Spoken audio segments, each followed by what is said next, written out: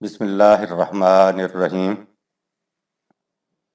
تلخیص دروس القرآن، مطالب الفرقان، سورۃ البقرہ۔ تفسیر القرآن بالقرآن از علامہ غلام احمد پرویز صاحب۔ اخذ و تلخیص محمد اکبر دکشت بھاردواج۔ نظر ثانی doctor Inam ul-Haq, M Phil P H D Islamic studies. خدا کو بھلا دینے کا مطلب قوانین خداوندی سے منہ موڑ کر زندگی بسر کرنا ہوتا ہے۔ شدید ترین اور ذلیل ترین عذاب وَكَذَلِكَ الْيَوْمَ تُنسَىٰ، سورہ نمبر 20 آیت 126 ہے۔ خدا کو بھلانا، اس کے نازل کردہ ضابطۂ حیات کو نظر انداز کر دینا ہوتا ہے۔ ایک اور مقام ملاحظہ فرمائے، وَلَا تَكُونُوا كَالَّذِينَ نَسُوا اللَّهَ، سورہ نمبر 59 آیت 19۔ دیکھنا تم ان لوگوں کی طرح نہ ہو جانا جنہوں نے خدا کو یعنی قوانین خداوندی کو بھلا دیا۔ خدا کے ذکر یعنی قوانین خداوندی کو بھلا دینا خدا کو بھلا دینا ہوتا ہے۔ اگر خدا کا نام لینے ہی کو اللہ کا ذکر سمجھا جائے تو سب سے زیادہ اللہ کا ذکر ایک بھکاری صبح سے شام تک کرتا ہے۔ دے جا بابا اللہ کے نام پہ، لیکن کیا اس سے بھی زیادہ ذلیل روٹی کسی کی ہو سکتی ہے؟ خدا کو یا خدا کے قوانین کو بھلا دینے کا نتیجہ کیا ہوتا ہے؟ کہا فَأَنْسَاهُمْ أَنفُسَهُمْ، سورہ نمبر 59 آیت 19۔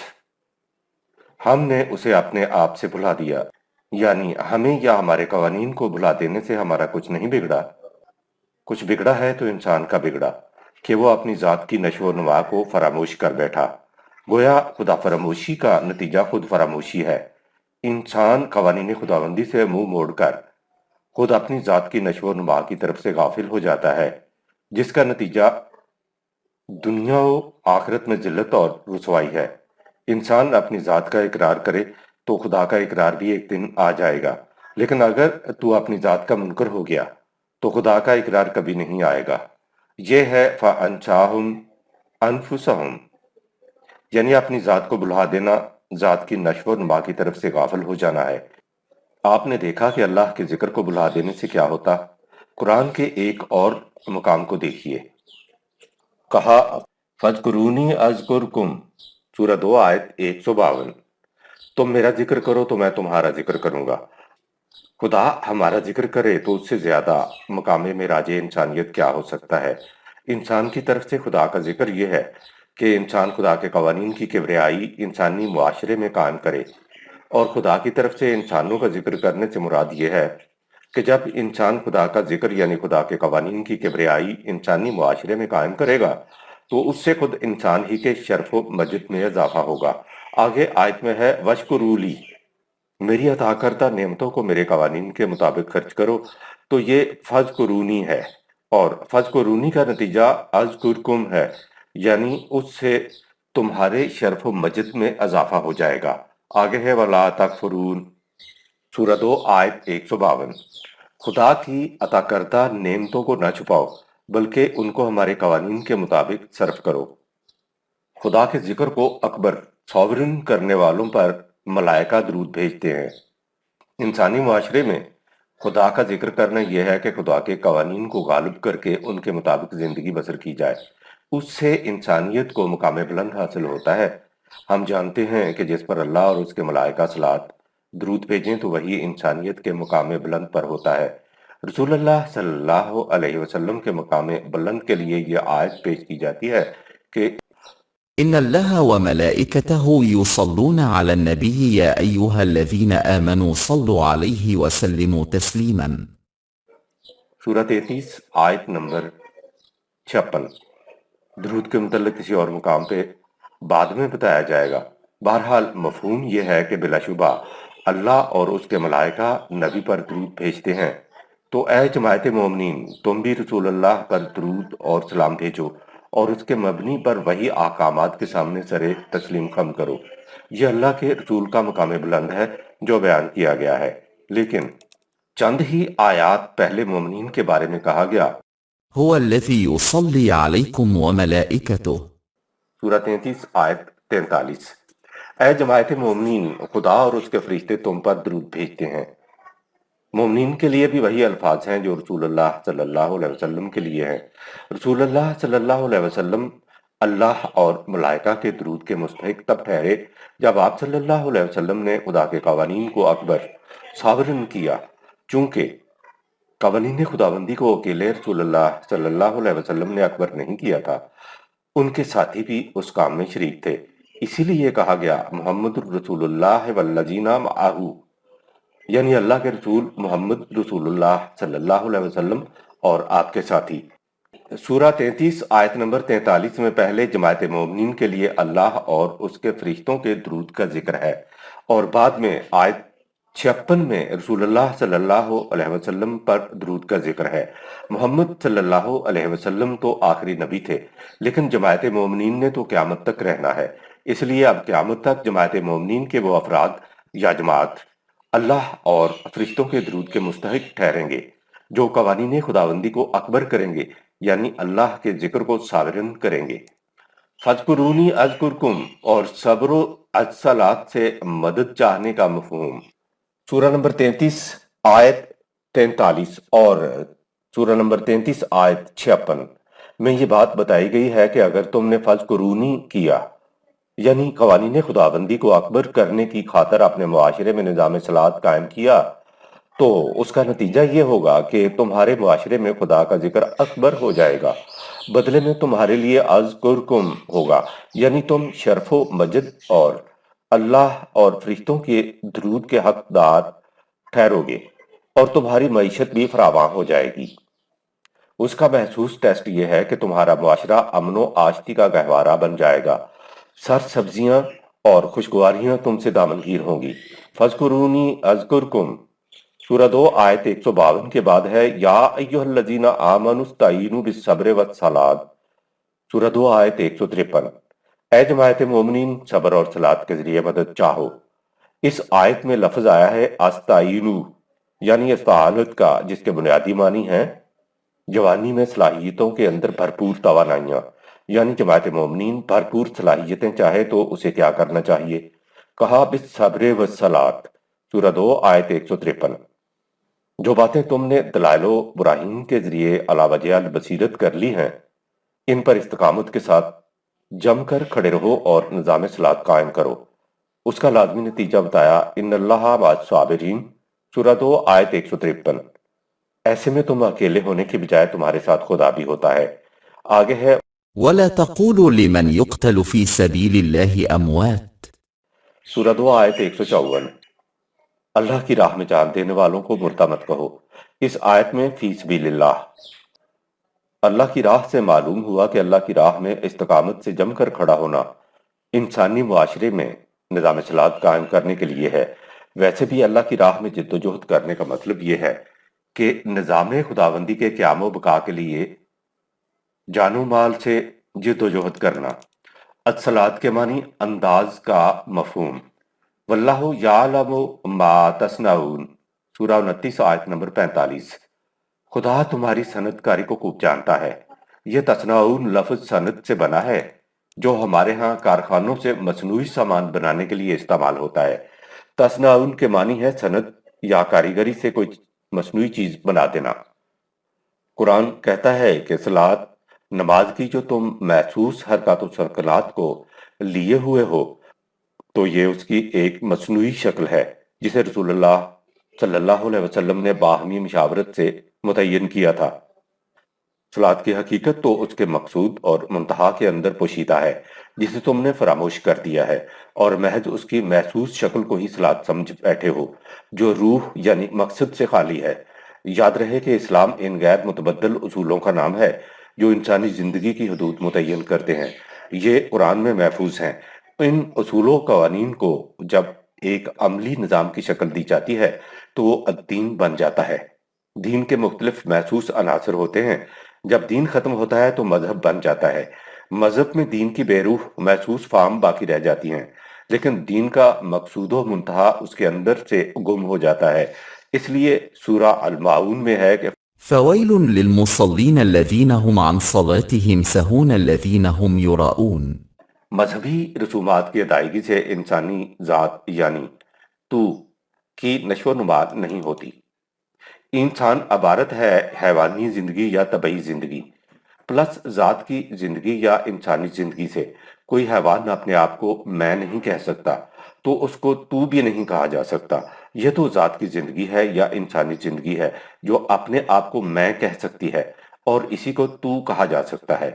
तू की नशोनुमा कवानीन खुदाबंदी की रूह के मुताबिक जिंदगी बसर करने से होती है।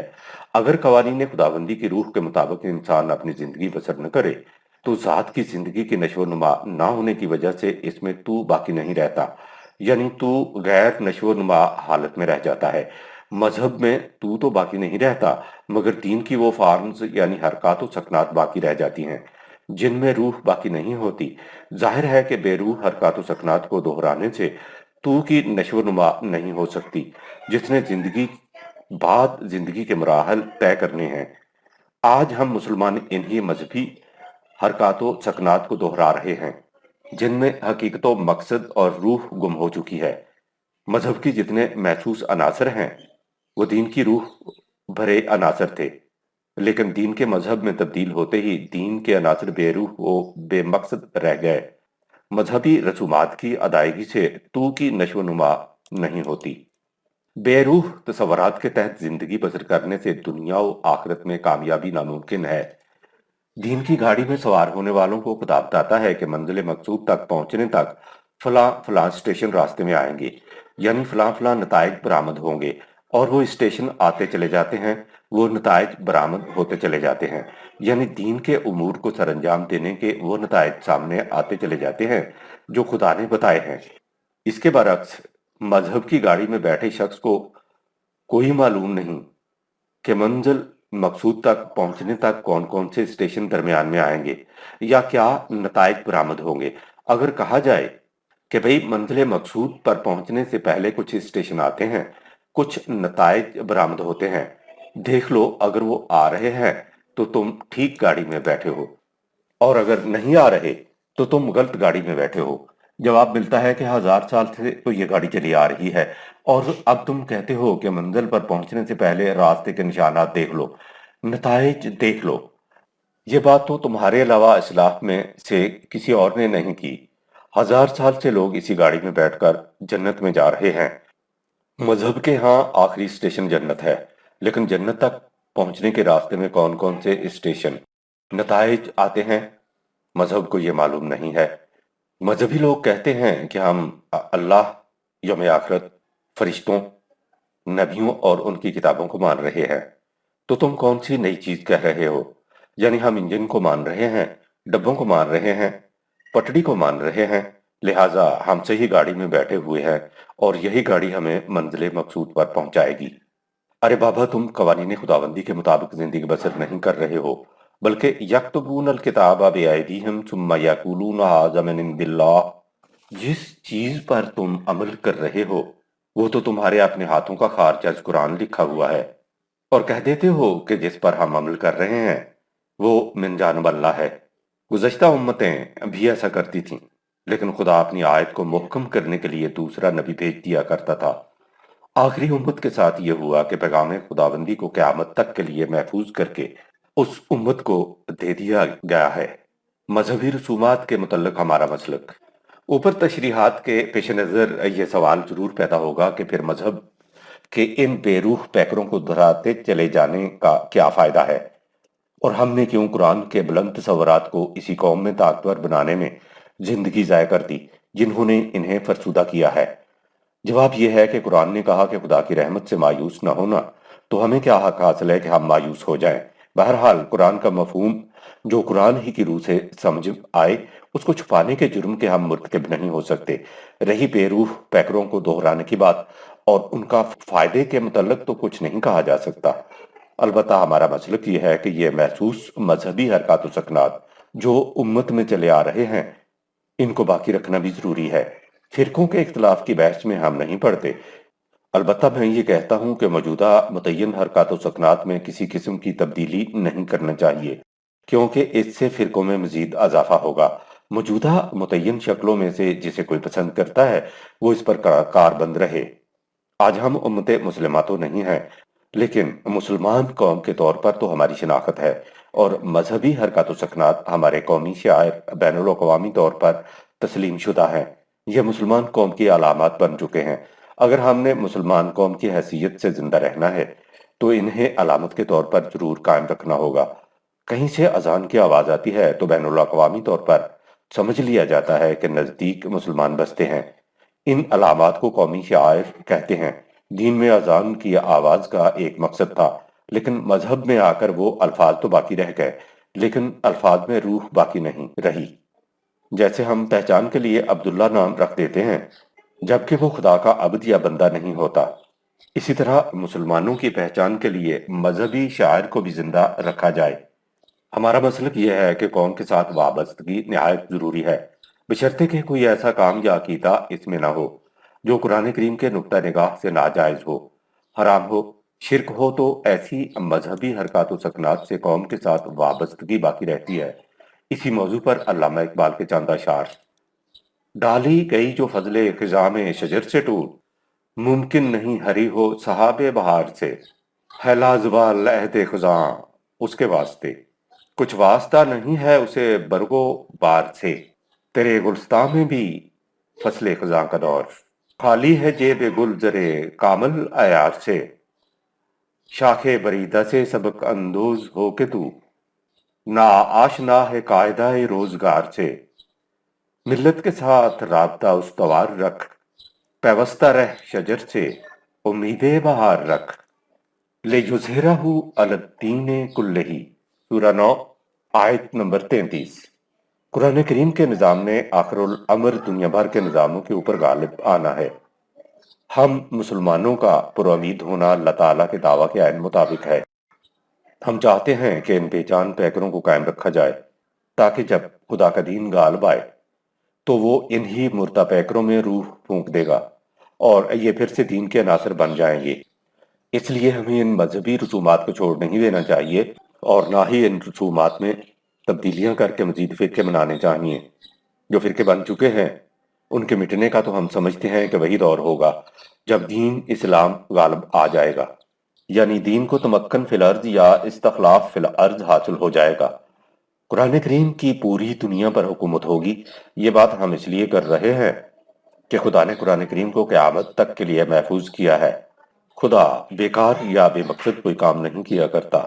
قرآن کی حفاظت سے ہم سمجھتے ہیں کہ قرآن کی حکومت ایک دور میں قائم ہوگی اور پھر وہ حکومت یعنی جنتی دور اس وقت تک رہے گا جب تک یہ نظام کائنات قائم ہے۔ اس وقت مذہب سے وابستگی مسلمان قوم سے پیوستگی کی حیثیت ہے۔ ہمارا مسلک یہی ہے، جو ہماری بات سنتے ہیں ان سے بھی یہی تاکید ہے کہ وہ انہیں ضرور قائم رکھیں، لیکن یاد رکھیں ان بے روح پیکروں کے ذریعے نہ تو ہم فحشاء اور المنکر سے رک سکتے ہیں اور نہ ہم نظام صلاحت کے دینے کے فلسفے کی طرف آ سکتے ہیں۔ جب صلاحت فحشاء اور منکر سے روکے گی اور دینے والے فلسفے کی طرف راغب کرے گی تو ہم کہیں گے کہ یہ قرآنی صلاحت ہے۔ اگر یہ نتیجہ برآمد نہیں ہو رہا ہے تو یہ مذہب کی نماز ہے جو ادا کی جا رہی ہے۔ بے جان پیکروں میں روح پھونکے جانے کا ہمیں انتظار کرنا چاہیے۔ بہرحال ان محسوس پیکروں کی افادیت وہی ہے جو ہم نے اوپر بیان کی ہے۔ وَمِمَّا رَزَقْنَاهُمْ يُنْفِقُونَ سورہ 2 آیت نمبر 3۔ جو کچھ ہم نے انہیں رزق دیا ہے اسے کھلا رکھتے ہیں۔ قرآن کی روح سے رزق صرف طبعی زندگی کے لیے سامان نشو و نما ہی کو نہیں کہتے، بلکہ انسانی ذات کے لیے سامان نشو و نما کے لیے بھی رزق کا لفظ ہی آیا ہے۔ دیکھیے والذين هاجروا في سبيل الله ثم قتلوا أو ماتوا ليرزقنهم الله رزقا حسنا۔ سورہ 22 آیت 58۔ جو لوگ خدا کی راہ میں اپنا گھر بار چھوڑ دیتے ہیں پھر وہ میدان جنگ میں پہنچ کر یا وہ راستے میں قتل ہو جاتے ہیں یا راستے ہی میں مر جاتے ہیں تو خدا انہیں رزق حسنہ عطا کرے گا۔ طبعی زندگی کے بعد جو ذات کی نشو و نما کے لیے سامان ہوتے ہیں قرآن نے انہیں بھی رزق کہا ہے۔ اس کے علاوہ عربوں کے ہاں رزق کے مفہوم میں رزق کا بر وقت اور بقدر ضرورت ملنا بھی شامل ہے۔ انفاق کا مفہوم ینفقون سورہ 2 آیت نمبر 3۔ ینفقون کا مادہ ہے نون فے قاف اور اسی مادہ تھے تو لفظ انفاق ہے۔ اس کا ترجمہ خرچ کرنا صحیح نہیں ہے۔ जंगली चूहे जब जमीन में बिल बनाते हैं तो इस बिल के हमेशा 2 या 3 रास्ते अंदर जाने और बाहर निकलने के रखते हैं, ताकि अगर कोई पकड़ने की कोशिश करे तो दूसरे या तीसरे रास्ते से फरार हुआ जा सके। दोनों तरफ से मुंह खुले रास्ते को अन-नफका कहते हैं। हमारे यहाँ शलवार या पाजामा में दोनों तरफ से नेफा खुला होता है। पहले जमाने में कपड़ा ट्यूब नुमा सिला होता था, जिसकी एक तरफ बंद होती थी। जब कहीं सफर में जाना होता और रुपए भी साथ ले जाने होते तो इसमें डालकर उसका मुंह बंद करके कमर से बांध लिया करते थे। इसको नौली या पंजाबी में मयानी कहते हैं। मुंह कसकर बंद हो जाए तो ये यूनफेकून नहीं रहता। कुरान के मुआशी निजाम में दोनों मुंह खुले होते हैं। इधर से आया उधर से खारिज हुआ। लफ्ज यूनफेकून में कुरान का सारा निजाम मईशत आ गया है। रसूलुल्लाह सल्लल्लाहु अलैहि वसल्लम के दौर में भी ये सवाल पूछा गया था कि अपना माल कितना खुला रखें। कहा वा यसअलूनका बाज़ा युनफिकून, सूरा 2 आयत 219। पूछते हैं कि अपने माल को कितना खुला रखें। खुदा ने कहा कुलिल आफु, सूरा 2 आयत 219।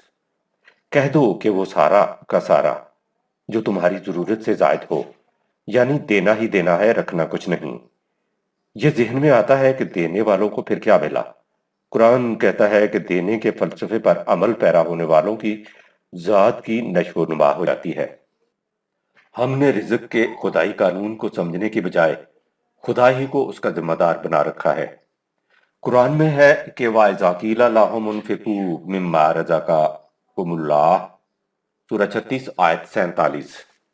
जब उनसे कहा जाता है कि जो कुछ अल्लाह ने तुम्हें रिज़्क अता कर रखा है उसे दूसरों की जरूरत के लिए भी खुला रखो, तो ये قال الذين كفروا للذين آمنوا أنطعم من لو يشاء الله أطعمه सूरा 36 आयत 47। काफिर मोमिनीन से कहते हैं क्या हम उनको रोटी खिलाएं? जिनको अल्लाह की मशीयत में होता तो वो उनको रोटी खिलाता। याद रहे कि ये काफिरों का कौल है। खुदा के कानून रिज़्क को ये समझे ही नहीं, तो जवाब में कुरान ने बस ये कहा इन अंतुम इल्ला फी जलालिम मुबीन, सूरह 36 आयत नंबर 47।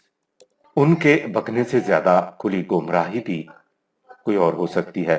दरअसल अपनी मखलूक को खुदा इंसानों ही के जरिए रिज़्क पहुंचाता है। इस मकसद के लिए वो इन लोगों से जो कवानीन खुदाबंदी की सदाकत पर ईमान ले आए, यानी जमायत मोमिनीन से कहता है कि एक निज़ाम तश्कील दो जिसके जरिए रिज़्क की तकसीम हो। इस काम के लिए जमायत मोमिनीन ना तो अजर का मुतालबा करती है और ना शुक्रिया तक का मुतालबा करती है। सूरह 76 आयत नंबर 9। सूरह नंबर 2 आयत नंबर 4।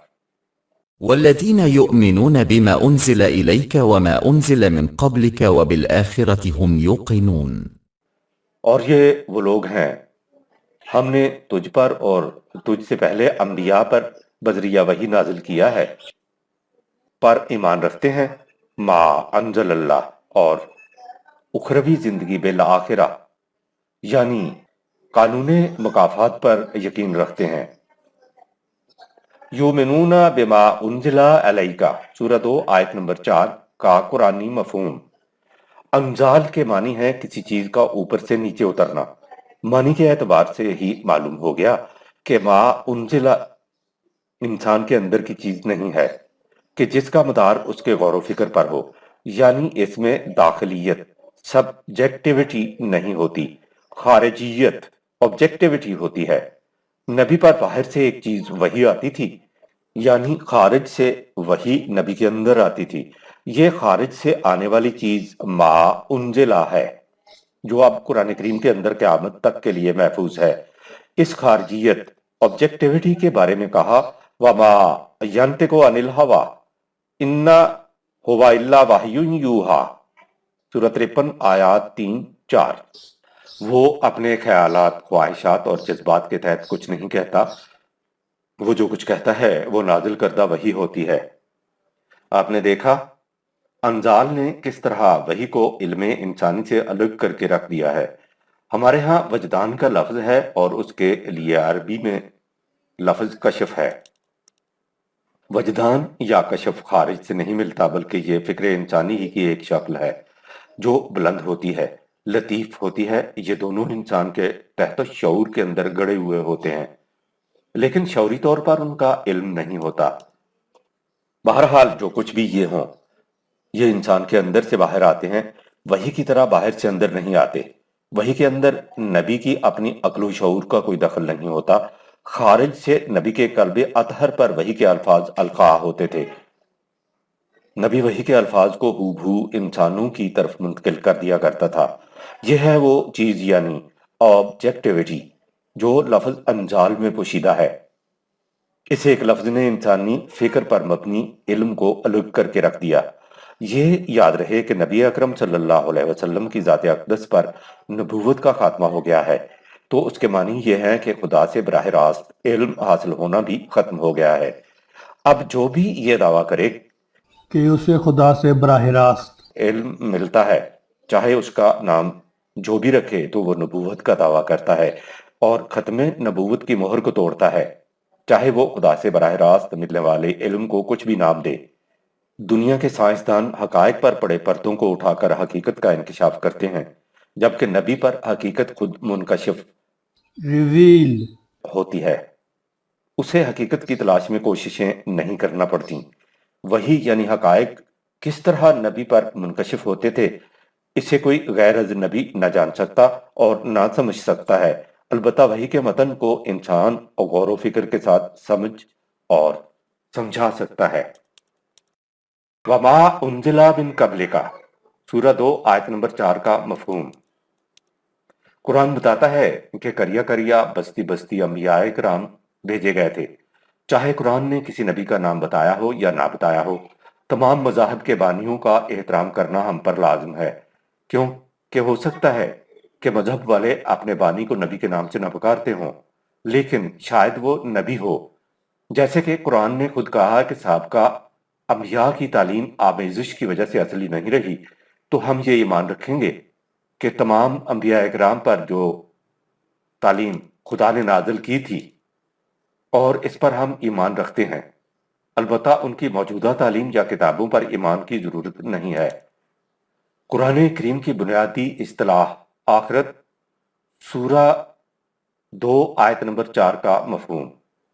وَبِالْآخِرَاتِ هُمْ يُوقِنُونَ، سورہ 2 آیت 4۔ آخرت قرآن کی ایک بنیادی اصطلاح ہے، لہٰذا ہمارے ذہنوں میں آخرت کے متعلق قرآن ہی کا دیا ہوا تصور ہونا چاہیے۔ لفظ آخر کی مؤنث آخرت ہے۔ آخرت کسی سلسلے کی ایسی کڑی کو کہتے ہیں جس کے بعد پھر سابقہ کڑیوں کا سلسلہ منقطع ہو جائے، یعنی جو سلسلہ کڑی در کڑی چلا آ رہا تھا وہ ختم ہو اور پھر آگے دوسرا سلسلہ چلے، اور وہ دوسرا سلسلہ پہلے والے سلسلے کی مانند نہ ہو۔